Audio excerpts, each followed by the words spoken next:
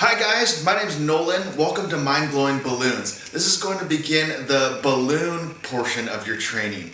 As this is a two-part training, you're more than just a balloon artist, you're actually an entertainer. And so our interaction, our sociability, our joking, entertaining the table, the customer is a huge part of their experience. So this begins the balloon portion of your training.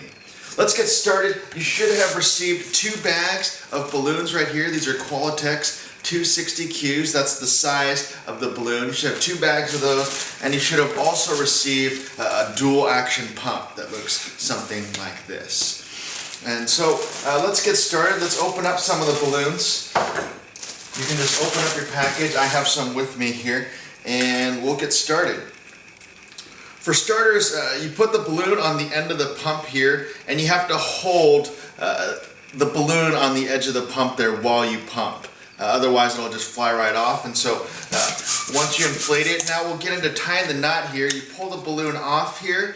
I like to stretch it right away, and you have this room to play with, and you can tie the knot with this area right here. What some people do is they grab like a few inches below here and grab it tight so no air can get out. They let go of that air. Now you have a lot more room to tie the knot with. You can use 2 fingers if you want, or however you want to do it. We'll show a point of view of how to do this knot as well right after this. So now you have a balloon that's inflated with the knot tied. Let's just play around with the balloon for a little bit and just get a feel for it. And some people haven't played with balloons too much and they're kind of scared of the noise, but you can actually lengthen the balloon by just squeezing it a little bit and then running your hand a little bit tighter than the actual diameter of the balloon along this way. It might get stuck a little bit and make that squeak noise when your hands are moist, but there's some powder on the balloons that will coat your hands, or you can even rub a little baby powder on your hands before you start doing balloons, and then just give a nice smooth run along the balloon there. It'll make the balloon a little bit longer and a little bit thinner when you do that. Now let's learn a few basic twists. There's only actually less than 10 twists you could even do to a balloon. The first one is just a basic twist right there. Now that won't hold. If you let go, that will actually come out, but you will use that twist all the time. Just get used to doing that, maybe twist a few of them, and you'll see that they will come out. And that's just a basic twist. Now what we'll learn is a twist that you'll actually use. We'll do one of these twists. You have to hold that still with these fingers here, otherwise it'll come out, and you grab up the head again and do another one. So now you're holding 2 of them. Now what you're going to do, this is called a lock twist. You're going to fold this over. This would be like a pair of ears or legs, and right where that first twist is, you're going to pinch on the other balloon, pinch that together, and twist that right there. So you can see that's the beginning part of a dog. You can use that as legs. That's called a lock twist. So we have that going on. Let's try another twist. This is called a loop twist. So we'll start with that basic twist again. And now you're going to grab up, I don't know, 6 to 8 inches up here. You'll use this one a lot as well. And instead of making a twist there, let's just grab right here where you twisted and right up here, 8 inches, and fold it so you're making a loop there, and pinch right where you were grabbing on the twist and up on the balloon, and then you just pinch right there and twist it together. That's called a loop twist. You can see it looks like a loop. This can also be some ears like on a dog, you may have seen, but you're more likely going to use this for a lot of animal legs and things like that. So that's called a loop twist. The next twist we'll learn is the hardest twist to learn at this point in your training. It's called a pinch twist or an ear twist, you'll hear it referred to as.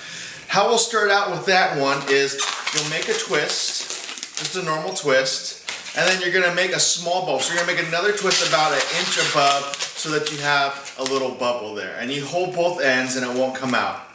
So you fold it in half like this so that little bubble's staying on top right there. And when you pull up on that bubble, pull up on it, it's very durable. You can pull up pretty hard on it. Pull up and twist. that bubble. And you can see that it looks like an ear. So you use this to make the balloon change directions. You'll use it for knees and ankles. You'll use this one all the time. Animal ears, all sorts of stuff. That is called a pinch twist. And those are the basic twists you're going to be using at this part in your training.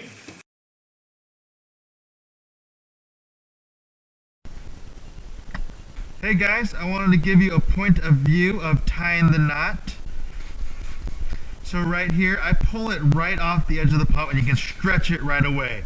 And you have the room to work with tying the knot. If you don't get that room, you mess with the balloon a little bit, you don't have that room. So what people do is pinch like really tightly a little bit down below here and let some of that air out. Now you have a lot of room to tie the knot. I put my finger across it like this. This is my left finger going across, and I hook it, and now I turn it so that my finger's pointing towards me, like it's pointing towards me. Just the tip of my finger is in. Notice that. Now you can see that the cross is made. So I just pull down a little bit and push that little end balloon knot through the threshold there. On the other side, you can see it coming through the other side there. And then you just pull your finger out and it completes the knot. Now that was in slow motion. I'll show you what it looks like fast. And that was, you can even go faster than that, but I'll even do it one more time and slowly for you guys. Where you stretch it right away, your finger comes across, hooks.